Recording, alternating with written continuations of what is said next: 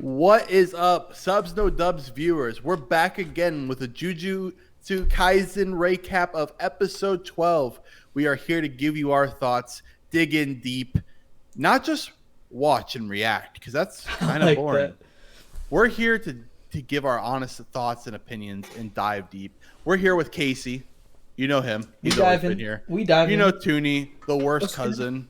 Okay. He's also been here a lot. And I'm Wes. I'm just here to do something. I haven't really figured out what that is yet. But anyways, boys, we got a good episode this week. We get to see Itadori versus Junpei, the fight that no one wanted to see, but we got anyways. And the prediction was right, dude. Junpei got taken advantage of. He got manipulated. Yeah. What do you think, Toonie?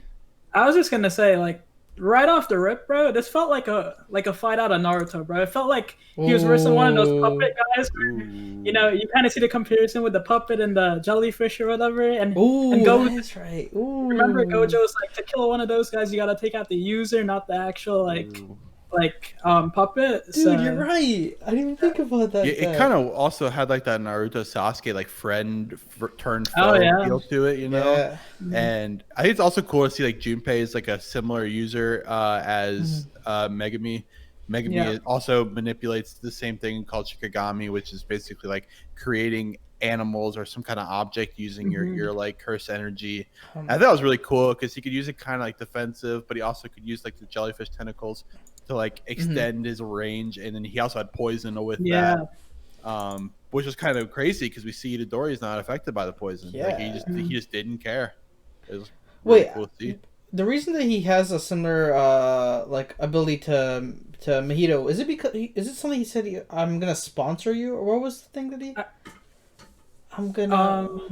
It's kind of like I'm gonna notice you, or like I forget what the exact. I'm gonna warn you, or something. He He said something along the lines of that, and yeah, he basically said like I'm gonna give you part of my power. Like he put some kind of like stamp on him. You could see like the mark on those him. dots. I didn't know what that was. Yeah, it's kind of like his imprint saying like here's some of my power. Like here, let me like boost your innate energy, maybe that like Junpei had to like give him stronger abilities, like to be able to fight right away instead of training for years. And like Itadori is just like, you know, he's like a different case because he was already like naturally strong. Like he didn't need to train for that long, but a lot of other sorcerers have to train for many years to kind of like get the same level Junpei was already at. but even at the same time, Mahito's like, you're a natural, you know, like, and you saw that in the fight. Like he was using every aspect of the power, you know. He was so quick to it. You know, it was really interesting though. I felt like we got like a time jump on Itadori's like learning, right? Like scenes that we didn't see with him and Gojo. Gojo explaining that, oh, when you see this kind of user, this is how you should fight, etc. And like, you know, it was cool to see that like Junpei saying that, you know, people shouldn't stop others who have the ability to take lives away, right? So like, we saw in the background that it was Mahito who in fact killed his mother. Yeah, and it was just like him trying to set up this situation. And it's interesting too because like when Mahito finally arrives on like the actual battlefield and you kind of see what he does to Junpei. Junpei realizes that he is a bad guy. You know, you see those flashbacks and you see him experimenting with humans and you see the little cocoons and whatever, and it's like it finally hits the guy. He's like putting two and two together, like all the context clues over time. And then, you know, I mean, that was hard to watch, dude. Junpei deserves so much better. Like he does not deserve to get turned into one of these test experiments. Bro, you know how like menacing it was to watch like Mahito walk down the stairs and like that was insane. It was actually I was like creeped out. I'm like, yo, like it's serious now. Like things are going wrong. So, but I just want to like touch on that a little bit because like this show is like so good at like breaking the boundaries as to what a shonen anime is. Like you wouldn't see this in Naruto, you wouldn't see this in like Black Clover or anything like that, you know? Like it's really pushing the boundaries, and it's only like 12 episodes in. It feels like its targeted audience is a little bit older, you know? Yeah. Like 100%. I feel like Naruto and like Dragon Ball are very approachable to like 8 to 13-year-olds, right? And like this show feels like it's more like that teen, like 14 to 17, 18 range, and obviously like it started pushing. It like rose that age a little bit. because obviously it's be curses and death and stuff. There's much more like serious like consequences and like actual like meaningful like conversation that's happening along with just the action-packed scenes, and it's actually like a really like nice like change of pace for shonen too. I think it's like something that you can actually like. It's appetizing to like especially I think especially I guess because I'm a little bit older too. Like you're like there's a reason that he's fighting like.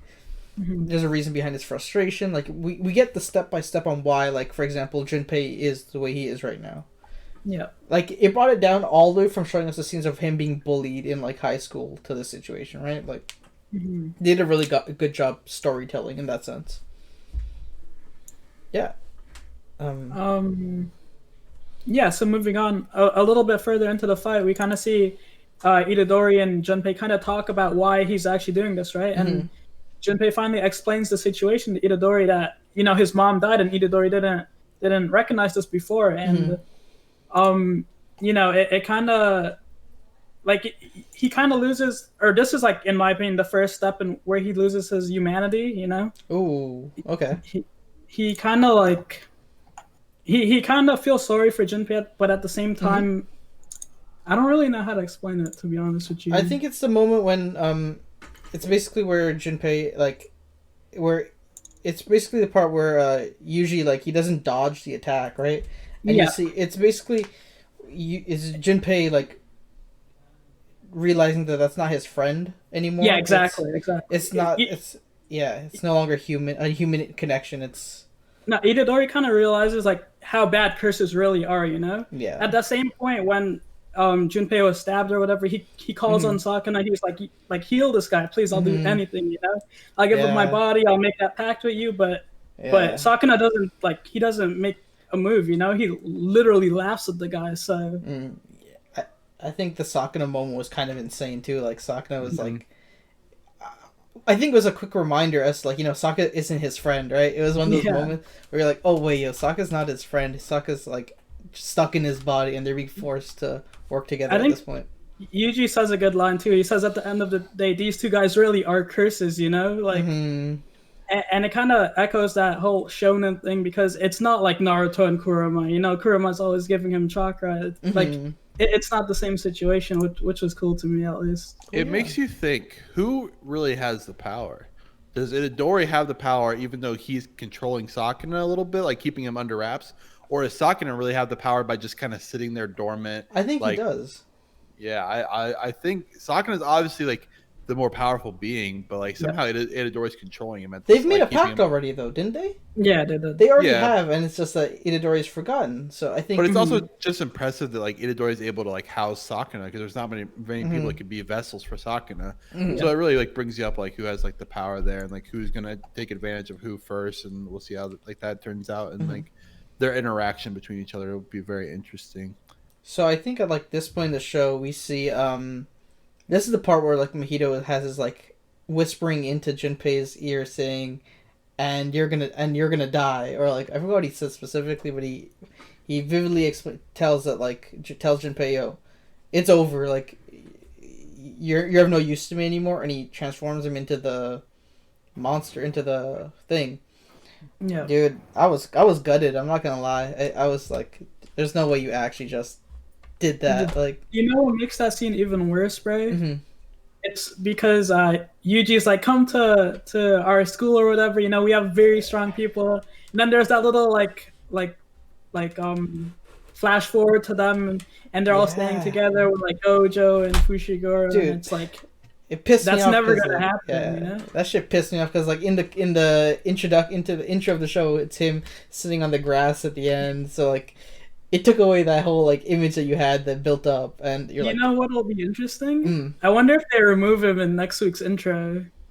That show's they've done such a good job with the intro, adding and removing people as we see them. So I'd be heartbroken if he's removed from next week's intro, dude. That would I still skip intros.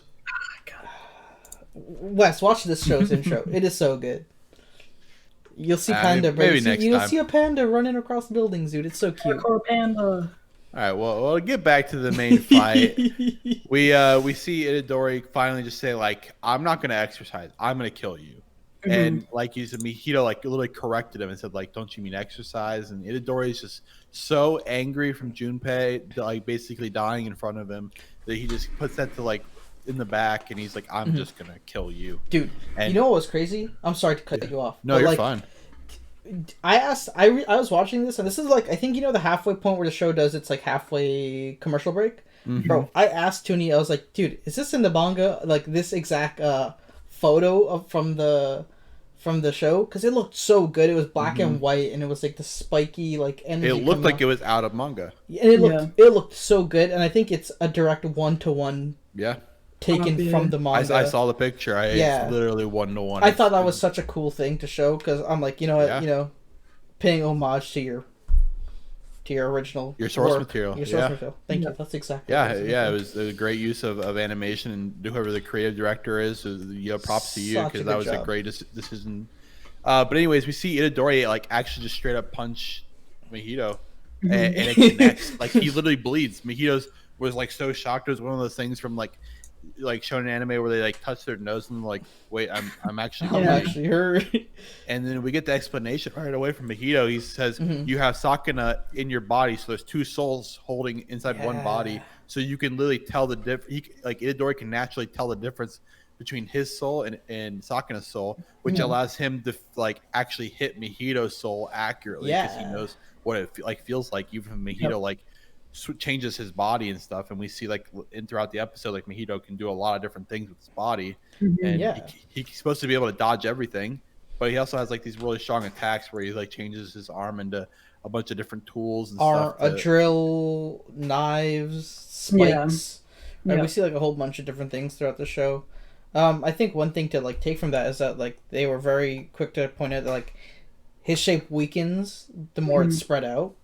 So I think like there was that moment where Itadori was like pulling him from the building, and you could see him like not being able to like handle it, and like even like the spikes.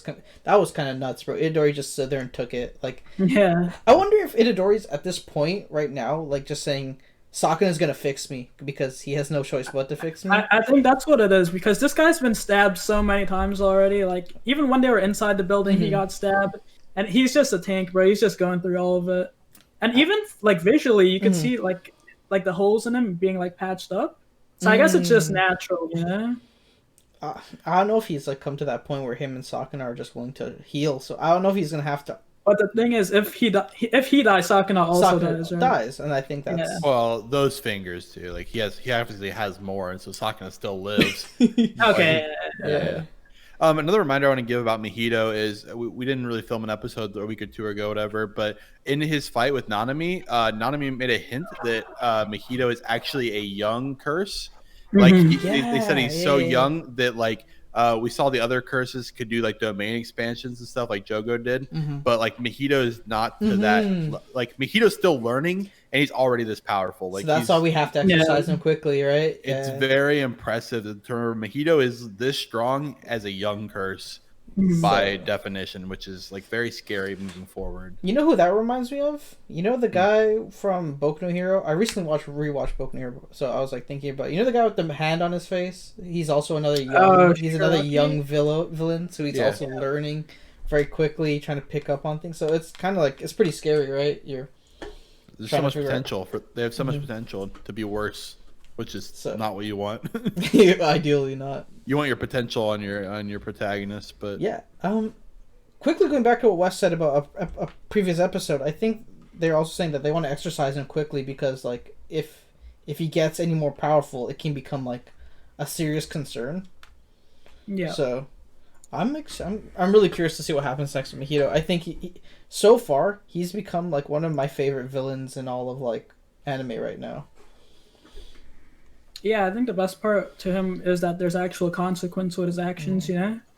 So it'll be interesting to see what they do, especially now that Nanami is kind of teaming up with Itadori. So next episode should be pretty good. Dude, you know what was crazy? I don't think we covered it, but like, you remember when Mahito touched Itadori's like soul, and it jumps to the scene with him and Sakuna inside his domain, dude. I was shook. I was like, that is the best thing. He's like, I let you touch me once. because I also loathe the kid. Like, I'm not a big fan of him. But don't you ever do it again, right? I'm like... Sakura really put Mahito in his place. He's like, "You're, hey, young gun, sit down real quick. I'm the oldest, most powerful curse here. You don't have anything on me, and I'm not gonna help you as of now." So I guess I was like, yeah. Put him in his place. And he looks so scared, and that's when Nanami like arrived too. So I feel like Mahito's on like the back foot coming into the next episode. So I think that's gonna be really fun to watch next week. It's interesting. It would be interesting if like Mahito's plan changes now that he's like seen Sakuna and Itadori. He's like, maybe we can't get them on our side.